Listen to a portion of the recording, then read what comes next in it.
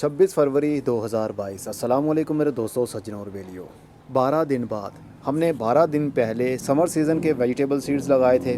उनमें से काफ़ी बीज तो हमारे जर्मिनेट हो गए हैं, लेकिन 4 वैरायटीज़ ऐसी हैं जो कि जर्मिनेट अभी नहीं हो पाई क्योंकि टाइम पर उनको पानी नहीं मिल पाया। फार्म हाउस पर बिज़ी, जब मैं फार्म हाउस पर जाता हूँ तो काफ़ी टाइम लग जाता है और थकावट होने की वजह से मैं छत के ऊपर आकर पौधों की हिफाजत नहीं कर पाया। तो पानी ज़्यादा मिलने की वजह से या पानी कम मिलने की वजह से बीज के अंदर जो टिश्यूज़ होते हैं, जो सेल्स होते हैं, एक बार जब वो डैमेज हो जाएं तो फिर उनसे पौधा बन नहीं पाता। अगर पौधा बन भी जाए तो उसकी हालत कुछ बिगड़ी बिगड़ी सी रहती है, जैसे कि वो ज़िंदा ही नहीं रह पाएगा।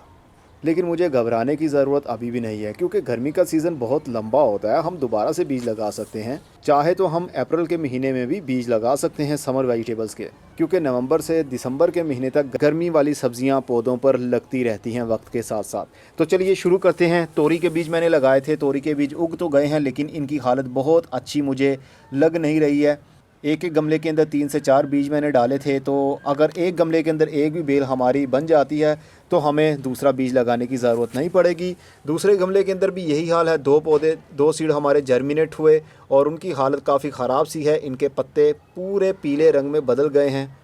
असल में इनको पानी की बहुत ज़्यादा कमी रही। पिछले दिनों बहुत कड़क धूप भी निकलती रही और पूरा दिन इन गमलों के ऊपर धूप आती है। तो ये वैसे भी मिट्टी के गमले हैं, इसके अंदर एरेशन बहुत अच्छा होता है, पानी जल्दी ही खुश्क हो जाता है, मिट्टी भी कड़क होने लगती है। तो इस वजह से भी बीज काफ़ी हद तक स्ट्रेस में रहे और उनकी सही से जर्मिनेशन शुरू नहीं हो पाई।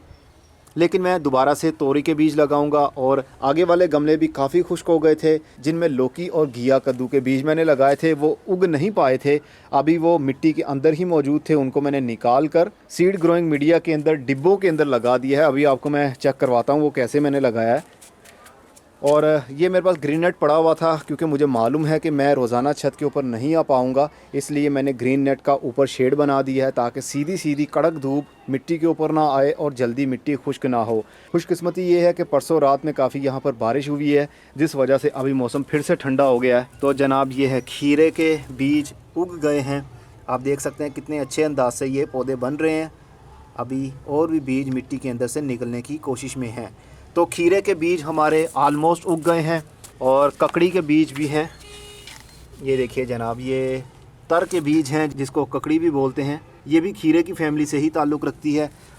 इसके बीज भी काफ़ी हद तक उग गए हैं। इसको मैं दोबारा से ढक देता हूँ ग्रीन नेट से ताकि सीधी सीधी धूप आने की वजह से मिट्टी जल्दी खुश्क ना हो जाए। जब मिट्टी एक मरतबा खुश्क हो जाए तो बीज स्ट्रेस में चला जाता है, उसके टिश्यूज़ डैमेज हो जाते हैं।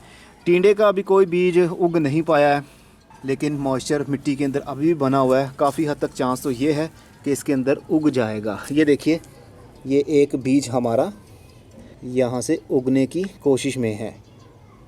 तो अभी हम इसको इसके हाल पर छोड़ देते हैं, लेकिन मैं अगेन से बीज लगाऊंगा सीड ग्रोइंग मीडिया के अंदर, डिब्बों के अंदर लगाऊंगा। जैसे ही वो जर्मिनेशन अपनी शुरू कर देंगे, एक एक बीज को मैं लूँगा जो कि जर्मिनेट हुआ होगा, वो मैं यहाँ पर लगा दूँगा, क्योंकि सीधा सीधा बीज को लगाकर धूप से हम इनको बचा नहीं पाते हैं। पानी हम जब देते हैं तो मिट्टी हिलने की वजह से बीज और भी मिट्टी के अंदर दब जाता है।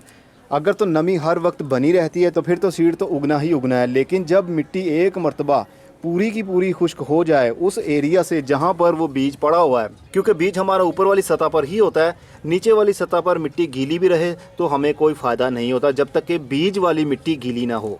और दूसरी छत के ऊपर भी जो मोटे बीज थे करेले के, वो भी अभी तक उग नहीं पाए हैं। जो सख्त बीज होते हैं वो जल्दी उग नहीं पाते, उनको थोड़ा सा गर्म टेम्परेचर चाहिए होता है। लेकिन मिट्टी खुश्क होने की वजह से या ठंडक ज़्यादा बढ़ जाने की वजह से ऐसे बीज काफ़ी टाइम ले जाते हैं।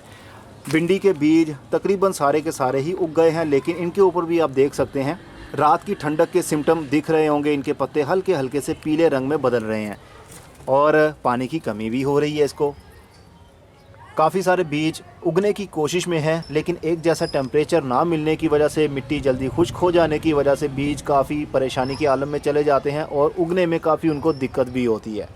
लेकिन फिर से वही बात, घबराने की ज़रूरत नहीं है क्योंकि मौसम बहुत लंबा होता है। देसी करेला, वो भी अभी तक कोई भी बीज हमारा उग नहीं पाया। मैंने इसको चेक भी किया था परसों, इस मिट्टी के अंदर अभी भी बीज पड़े हुए हैं, लेकिन मैंने उनको दोबारा से कवर कर दिया। मैं फिर से एक मरतबा दोबारा से सीड्स लगाऊंगा और सीड ग्रोइंग मीडिया के अंदर डिब्बों के अंदर लगाऊंगा। ये वो टमाटर के पौधे हैं जो कि मैंने टिश्यू वाले मेथड के साथ उगाए थे और वो बड़े हो गए। इनको मैंने ट्रांसप्लांट कर दिया। इनके ऊपर अलग से वीडियोस बन रही हैं, लेकिन इस वीडियो के अंदर हम सिर्फ उनकी बात करेंगे जो मैंने पिछले पार्ट में आपको 9 सब्जियां लगाने का तरीका बताया था। हम 9 सब्जियों को ही लेकर चलेंगे इस वीडियो में। ये देखिए, ये भी सारे टमाटर के पौधे टिश्यू वाले मेथड के साथ ही मैंने लगाया हुआ है। सीड ग्रोइंग मीडिया के अंदर ही मैंने इसको शिफ्ट किया हुआ है। तो मैंने अब बीज लगा दिए हैं जो कि गमले के अंदर ही लगे हुए थे। मैंने उनको निकाला, लेकिन वो उगे नहीं थे अभी तक। लौकी के बीज थे वो, और घिया कद्दू के। उनको मैंने इस डिब्बे के अंदर सीड ग्रोइंग मीडिया भरने के बाद ने दबा दिया है। जैसे ही यहाँ से वो जर्मिनेशन अपनी शुरू करेंगे, मैं एक एक पौधे को लूँगा और अलग अलग गमले के अंदर ट्रांसप्लांट करता जाऊँगा। बैंगन के बीज भी मैंने ऐसे ही लगाए हुए हैं। ये देखिए, बैंगन के बीज अब जर्मिनेट हो रहे हैं। पौधे बनने के बाद में एक एक पौधे को हम निकालेंगे और जहाँ पर शिफ्ट करना होगा आराम से वहाँ पर शिफ्ट कर देंगे।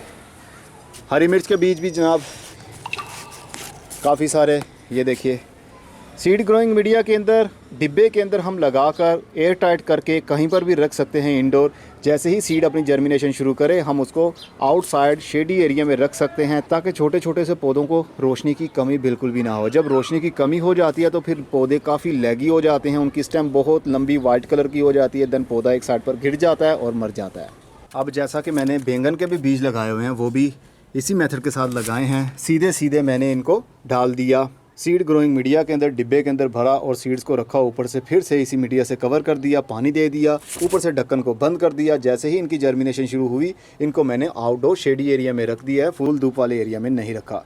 जैसे ही ये थोड़ा सा पौधा और बड़ा होगा, निकालेंगे, जहाँ पर ट्रांसप्लांट करना होगा आसानी से कर देंगे। अगर आपके साथ भी यही इशू हुआ है कि टाइम पर पानी नहीं मिला उनको, या फिर ज़्यादा धूप लगने की वजह से मिट्टी जल्दी खुश्क हो जाती थी, आप बार बार उसको पानी देते थे, बार बार पानी देने का मतलब ये है कि बीज मिट्टी के और भी नीचे दबता चला जाएगा। जब जब आप उसको पानी देंगे, वो बीज और भी नीचे दब जाएगा, तो उसकी जर्मिनेशन शुरू नहीं हो पाएगी, वो वैसे ही पड़ा पड़ा भी गल सकता है। तो दोबारा से बीज लगाना चाहें, अगर आपके नहीं उगे अभी तक बीज, तो दोबारा से बीज लगाइए, क्योंकि समर सीज़न बहुत लंबा पड़ा हुआ है, हमें इतनी जल्दबाजी करने की ज़रूरत नहीं है। तो ये था पार्ट 2। अब पार्ट 3 में इंशाल्लाह काफ़ी सारे पौधे हमारे थोड़े थोड़े से और भी बड़े हो गए होंगे। अभी हमने कोई भी इनको खाद नहीं देनी है, मैं इनको टोटल ऑर्गेनिकली लेकर चल रहा हूँ। ऑर्गेनिक में वही लिक्विड NPK फर्टिलाइज़र मैंने बनाया हुआ है। इसके अंदर केले के छिलके भी हैं, प्याज के छिलके भी हैं, इसके अंदर मोलासिस भी है और बैक्टीरिया भी है, इसके अंदर गाय का गोबर भी है और दही का पानी भी है। ये सब कुछ इसके अंदर मिक्स है। इसके ऊपर मेरा ट्रायल चल रहा है। इंशाल्लाह बहुत अच्छा मुझे लगता है कि रिज़ल्ट मैं पाऊंगा। वो तो तब हमें पता चलेगा जब हमारे पौधे बड़े हो जाएंगे, उसको सब्ज़ी लगी होगी। फ्रूट की शाइनिंग देखकर, फ्रूट का साइज़ देखकर ही हमें अंदाज़ा हो जाएगा कि इसका फर्टिलाइज़र का कोई फ़ायदा भी है या नहीं।